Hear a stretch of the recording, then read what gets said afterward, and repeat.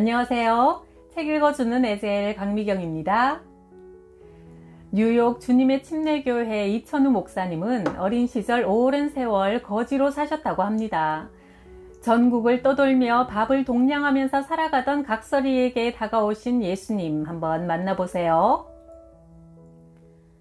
세종시 양화리 교회에서 3년을 목회하고 청주시 복대동 공단에서 교회를 개척했다. 셋방이라도 얻어보려 해도 미신이 심한 지역이라 목사에게 나의 방을 빌려주지 않아 어린 딸 경신이와 우리 부부는 천막 생활부터 시작해야 했다. 3년 동안 낡아 빠져 갈기갈기 찢어진 천막교회는 거지들의 집만도 못한 형편이었다. 왜 이렇게 맨 밑창에 쑤셔놓고 밟아대시는지 처량해진 나는 결심했다. 여보, 나 내일부터 서울 삼각산 굴에 들어가 금식 기도를 하고 오겠소. 성경 찬송가와 담요 한 장을 싸들고 생사 결판을 내려고 삼각산을 올랐다. 응답받지 못하면 내려오지 않으리라. 야곱이 환도뼈가 부러져도 축복을 받기까지 천사와 씨름했듯이 나도 결판을 내리라. 밤이 되면 산골짜기마다 기도 소리가 천지를 진동했다. 세상에 이렇게 많은 분들이 매일 밤 기도로 불침번을 서고 있었다니. 주여, 이 못난 목사는 개척 3년 만에 지치고 지쳐 이제야 이 산에 올라왔습니다. 갈 길을 보여주시고 천막교회 신세를 면하게 하옵소서. 나는 낮이나 밤이나 바위 틈에서 금식하며 생명건 기도를 했다.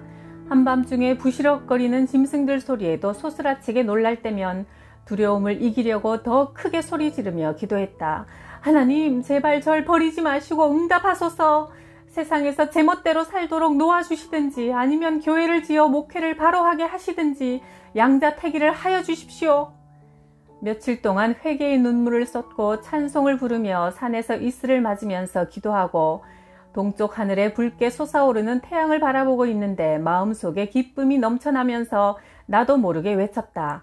하나님께 감사하라. 그가 널 받으시고 소원을 이루어 주실 것이다.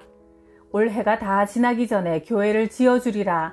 내 집은 만민이 기도하는 집인데 내가 집을 지어주지 누가 짓겠느냐. 믿음이 약한 자여, 담대하게 믿음을 가지고 말씀을 선포하라. 내 말을 전하는데 무엇을 망설이냐. 내 너를 세계 만방에 다니며 사랑을 실천하는 자로 쓰겠다. 내 음성으로 예언의 말씀이 선포되었다. 교회 설계도까지 보여주시며 확신을 주셨다.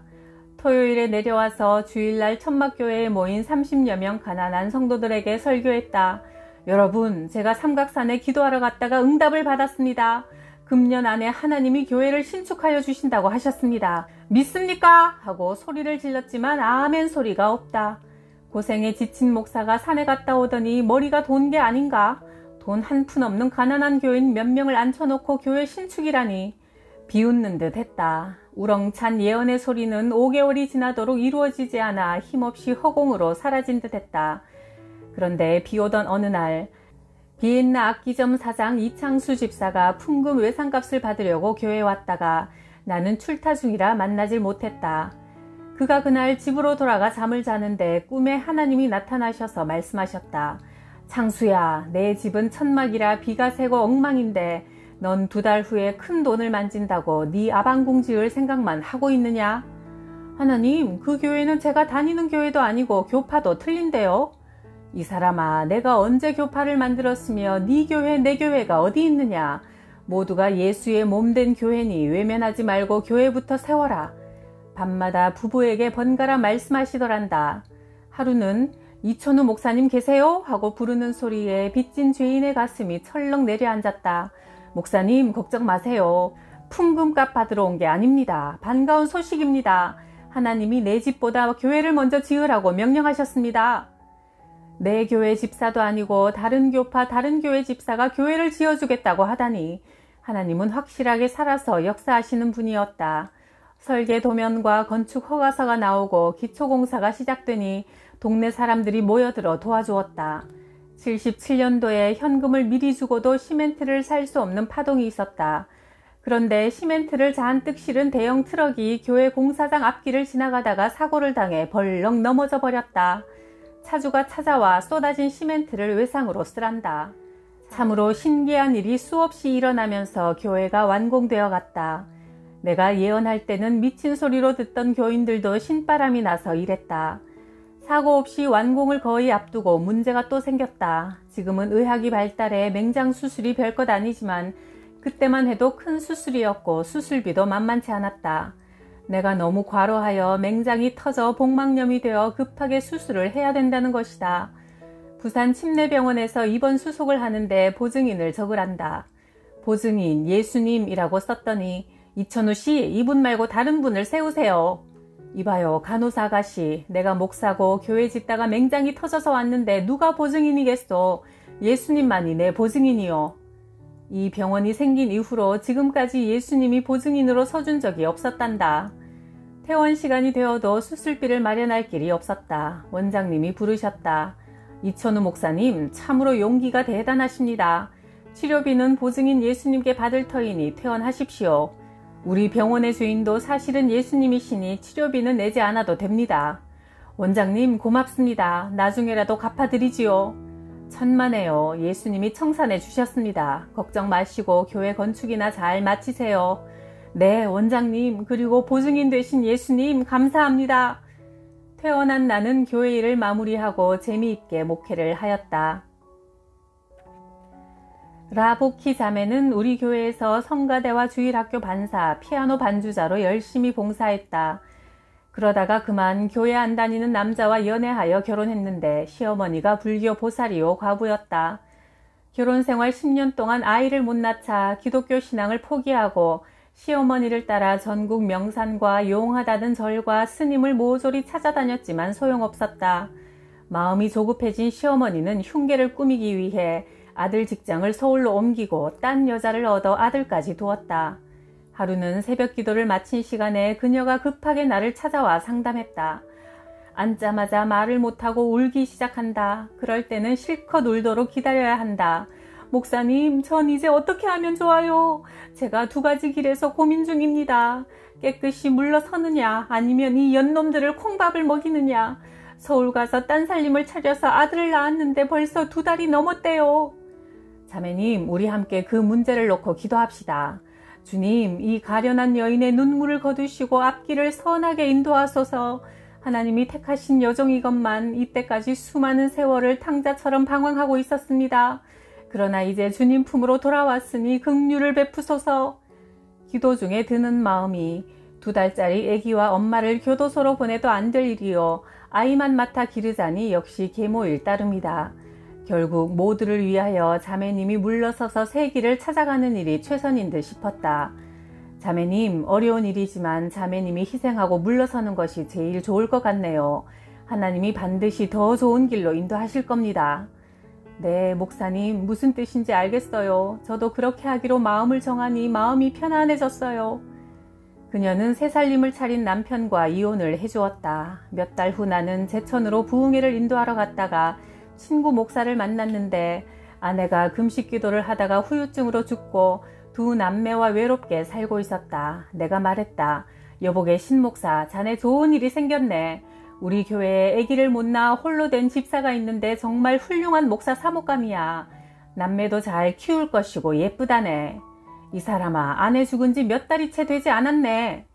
몇 달이 얼마나 긴가. 여하튼 만나보게. 내 호출을 받고 영문도 모르고 제천까지 온 라보키 집사와 신목사는 밤 깊어가는 줄도 모르고 서로 한풀이를 하더니 결혼하기로 약속했다. 교회에서 큰 잔치가 벌어졌다. 돼지도 몇 마리 잡고 사방에서 친구 목사들이 모여오고 최고의 드레스를 입혀서 내가 신부 손을 잡고 입장했다. 옛날 남편보다 훨씬 훌륭한 남편을 얻었구먼. 애 못 낳아 소박 맞은 여인이 목사 부인이 되다니. 동네 사람들이 더 신이 나서 감탄을 했다. 신목사는 지금도 제천에서 목회를 잘 하고 있고 라보키 사모는 태문이 열려 딸을 낳아 행복해 어쩔 줄 모른다. 내가 동두천 고등학교를 졸업할 무렵 나는 밤마다 학교 뒷산 꼭대기에 올라가 신학교에 보내달라고 기도했다. 산중턱에 학교가 자리 잡고 있고 그 아래 교장 선생님 사택이 있었다. 높은 산에서 드리는 기도는 작은 소리로 할 수가 없다. 벌레 소리에도 깜짝깜짝 놀라 무섭기 때문에 큰 소리로 부르짖어 기도해야 한다. 하나님, 거지 출신인 저를 고등학교까지 마치게 해주셨으니 이젠 신학대학교에도 보내주실 줄 믿습니다. 보내주십시오. 밤마다 소리치며 기도하니 어떤 때는 예비군들이 놀라서 올라와 파출소에 끌려가서 혼이 나곤 했지만 난 물러서지 않았다. 구하면 반드시 응답하신다고 약속하신 하나님이 신학대학교에 보내주실 때까지 매달렸다. 오랜 거지 생활에서 배운 것이 있다. 그것은 밥을 달라고 대문에 섰으면 얻을 때까지 물러서지 않는 것이다. 그런 배짱으로 기도했다. 하나님 들으시라고 밤마다 땡깡을 부렸더니 하루는 교장 선생님이 부르셨다. 밤이면 밤마다 누가 학교 뒷산에서 소리를 질러대니 잠을 이룰 수가 없어 알아보니 내가 신학대학을 보내달라고 기도를 한다고 하여 부르신 것이다. 장봉상 교장 선생님은 철저한 불교 신자였고 그분의 아버지는 한때 해군 부대마다 절을 세웠던 해군 참모총장 장지수 씨였고 고은하 영화 배우의 외삼촌이시기도 했다. 천우야, 너 때문에 도저히 편안하게 잠을 잘 수가 없구나. 난 불교 대장인데 어떻게 널 신학대학에 보내주나 참 고민을 많이 했다. 선생님들과 의논해 본 결과 여기 등록금과 여비가 있으니 꼭 합격하여 좋은 목사가 되거라. 우리 학교에서 네가 제일 처음으로 목사가 되는 거야. 박봉에 시달리던 가난한 선생님들이 돈을 모아 나를 신학대학에 보내주신 것이다. 당시 5대 일간지 신문에 대서특필로 이 일이 널리 세상에 알려지기도 했다. 세종시 양화리 교회에서 목회할 때 농촌교회에서 가장 중요한 사역은 질병 치유였다. 병든 환자를 경운기나 리어카에 태워서 멀리 떨어진 병원까지 나오다가는 죽기 일쑤였다. 그래서 농촌 목회자는 환자를 기도해서 고쳐야만 했다. 그러니 기도를 많이 하여 신유 역사가 나타나야 했다. 주님, 이 종에게도 치유 은사를 주십시오. 밤마다 전월산에 올라가 기도했다. 한쪽 골짜기에는 산신령께 비는 고사가 한창이고 나는 정상에 올라 능력을 달라고 기도하며 마치 갈멜산의 엘리야처럼 밤마다 야단을 떨었다. 그러던 어느 날 밤 송 집사님이 급히 사택에 와서 나를 찾았다. 큰일 났으니 어서 와서 기도해달라고 요청했다. 90 넘은 할아버지가 그 집에 계신데 혹시 돌아가시게 된 건가 싶어 잠결에 옷을 입는 둥 마는 둥 입고 허둥지둥 사랑채로 뛰어갔다. 전도사님, 그곳이 아니고 이쪽이에요. 그쪽은 돼지우리 아닙니까? 돼지가 새끼를 낳다가 어미가 새끼를 잡아먹고 있으니 미친 돼지에게 안수기도를 해달라는 요청이었다. 나는 수의사도 아닌데 미친 돼지를 못 고치면 능력 없는 전도사라고 쫓겨날 판이었다. 식은땀이 등줄기를 타고 흘러내렸다. 동네 사람들까지 잠옷바람에 나와서 구경을 하고 있었다.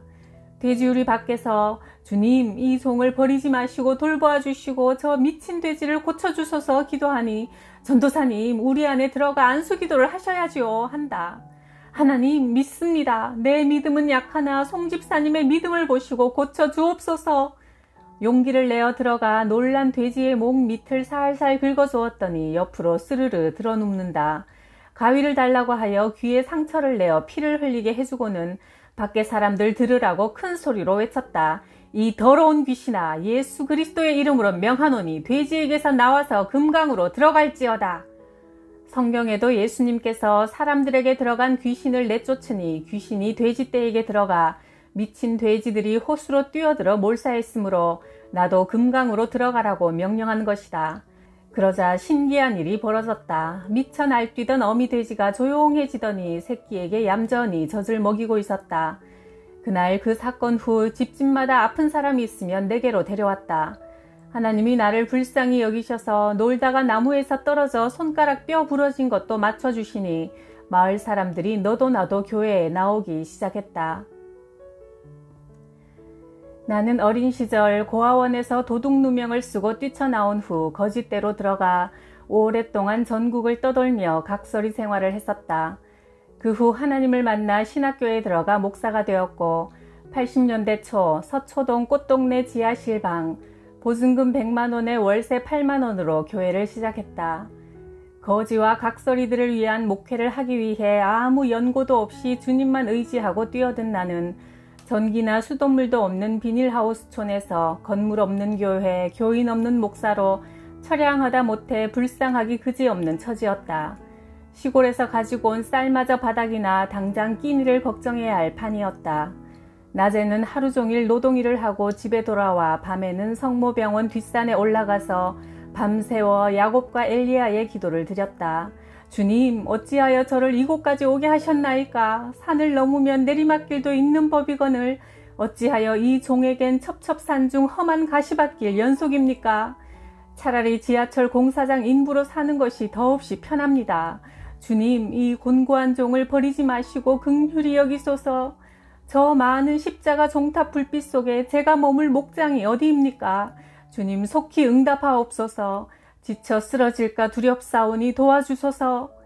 매일 밤 눈물과 탄식으로 부르짖으나 응답은 없었다. 그러던 어느 날 누가 나를 찾아왔다. 여기가 이천우 목사 댁입니까? 네, 제가 이천우인데 누구신가요? 예, 저는 예비군 중대장인데 부탁이 있어 왔습니다. 내일 모레 저희 예비군 훈련이 있는데 정신교육 시간에 2시간 정도 좋은 말씀을 좀 해주세요. 아니, 이 무슨 일인가? 분명 하나님이 기회를 주시는구나.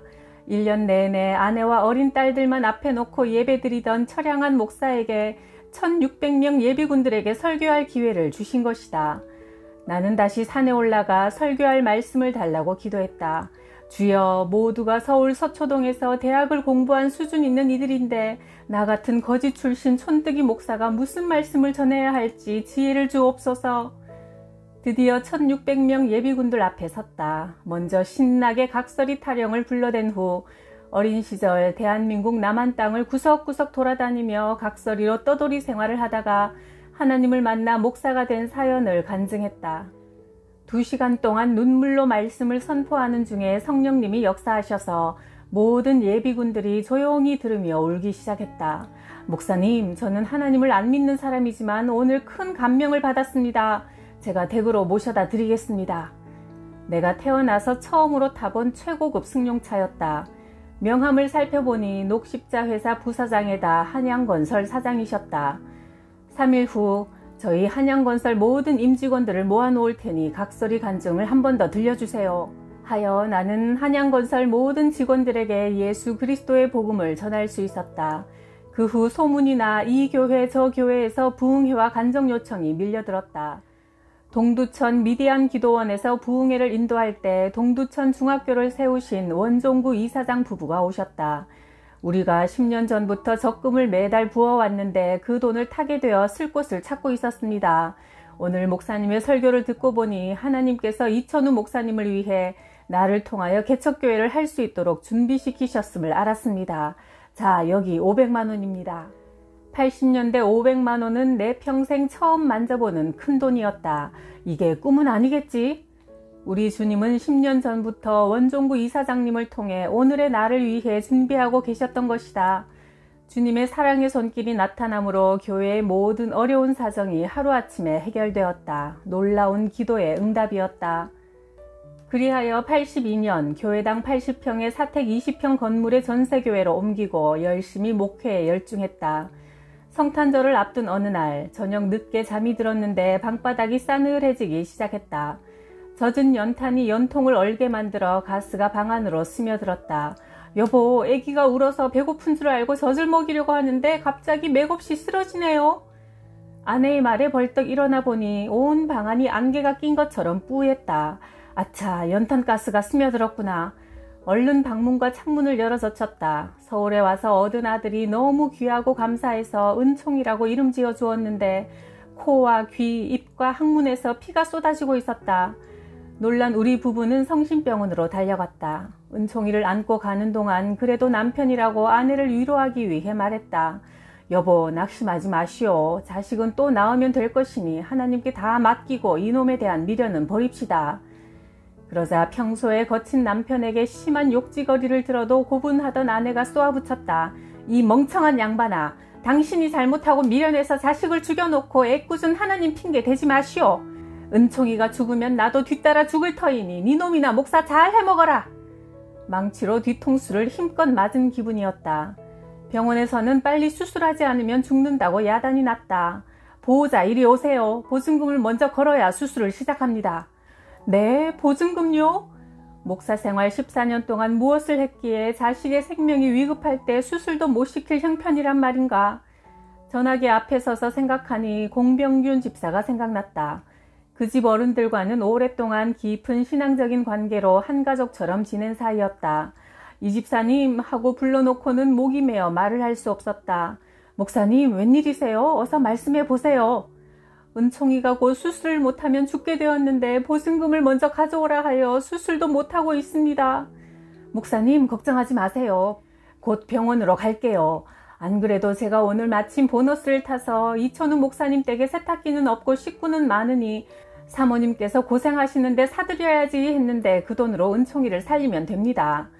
하나님이 아브라함에게 이삭을 바치라고 명령하시고는 양을 준비해 놓으셨듯이 홍병균 집사님이 수술비를 내어 수술이 시작되었다.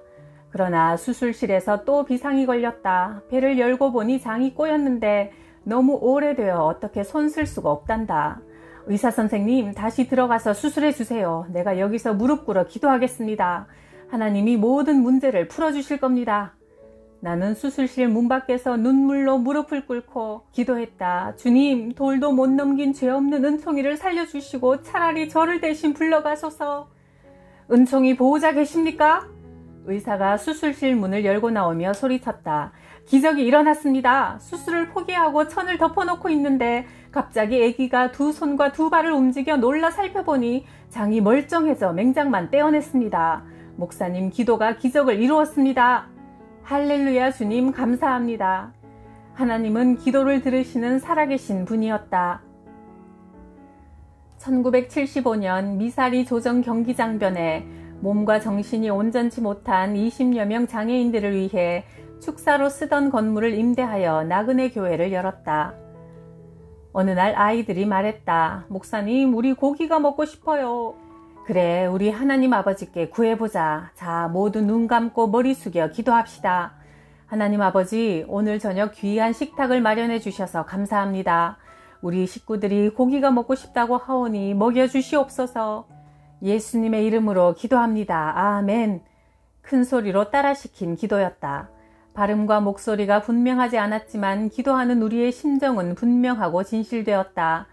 그런데 기도가 끝나자마자 목사님 저 왔어요 하며 하남시에 있는 액세서리 공장에 다니는 형제가 월급을 받았다며 고기를 사들고 들어오는 것이다. 얘들아, 우리 하나님께 감사 박수를 드리자. 모두가 손뼉을 치며 감사드렸다. 영문도 모르는 형제는 목사님 별것도 아닌 거 가지고 미안하게 왜 그러세요? 의아해 했다. 김군, 별것 아닌 게 아닐세. 우리가 방금 고기를 먹게 해달라고 기도를 마쳤거든. 하나님이 자네를 통해 응답을 주신 것이라네. 고맙네. 그는 나그네 집에서 기술을 배워 이젠 취직하여 식구들에게 고기까지 먹일 수 있게 되었으니 참으로 감사하고 감격스러운 일이었다. 구하라 받으리니 너희 기쁨이 넘칠 것이다 약속하신 하나님은 오늘도 기도하는 우리에게 놀라운 응답을 주실 줄 믿습니다. 구독, 좋아요, 댓글에 놀라운 사랑에도 감사드려요.